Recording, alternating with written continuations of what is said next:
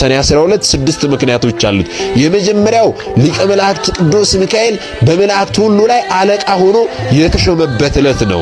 አስተውሉ፣ የተሾመበት ዕለት ነው። ሁለተኛው ደግሞ ግብጽ ውስጥ ቅዳሴ ቤቱ የተከበረበት ዕለት ነው፣ ወይም ደግሞ ቤተክርስቲያኑ ታንጾ የከበረበት ዕለት ነው። ሶስተኛው ምክንያት ደግሞ ቅድስት አፎሚያን ሊቀ መላእክት ቅዱስ ሚካኤል የረዳበት ዕለት ነው። ቅዱስ ባህራንን እንደዚሁ የጎበኘበት ዕለት ነው። አምስተኛው ደግሞ ቅዱስ ላሊበላን ወደ ሰማይ ማሳረጉን የምንማርበት ነው፣ ወይም ደግሞ ያሳረገበት ዕለት ነው በዚህ ቀን ማለት ነው።